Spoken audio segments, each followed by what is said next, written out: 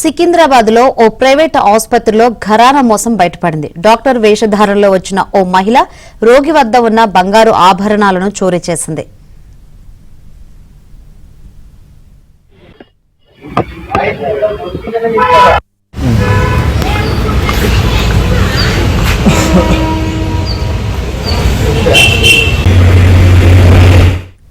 బోయిన్పల్లికి చెందిన ఓ మహిళ అనారోగ్యంతో ఆసుపత్రిలో చేరింది. ఆమె గైనకాలజీ డాక్టర్ కోసం ఎదురు చూస్తుండగా అదే సమయంలో డాక్టర్ వస్త్రధారణలో వచ్చిన మహిళ అక్కడున్న డ్యూటీ నర్సులను బయటకు పంపి బాధితురాలికి మత్తు ఇంజెక్షన్ ఇచ్చింది.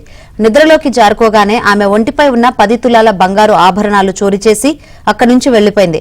బాధితురాలి కుమారుడు ఫిర్యాదుతో పోలీసులు కేసు నమోదు చేసి దర్యాప్తు చేపట్టారు. అయితే ఈ నకిలీ డాక్టర్ హాస్పిటల్లోకి వస్తున్న దృశ్యాలు అక్కడున్న సీసీ కెమెరాలో రికార్డు కావడంతో వీటి ఆధారంగా కేసు దర్యాప్తు చేస్తున్నారు.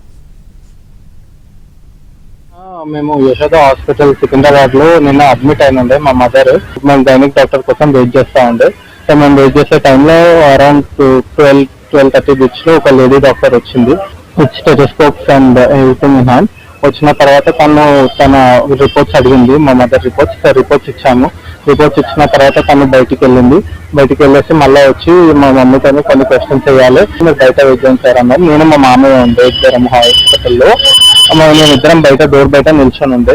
ఆమె మళ్ళీ వచ్చేసి అక్కడికి వెళ్ళండి అని అన్నది. అక్కడికి వెళ్ళామని చెప్పంగానే మేము అక్కడికి వెళ్ళాము. 10 minutes లో మేము అటు పోయేసి వచ్చేసే వరకు మా మమ్మీ బేహోస్ అయిపోయి ఉండే. మమ్మీని లేపి ఇట్లా ఏమైందంటే మమ్మీ ఏదో ఇచ్చింది రా అని అన్నది.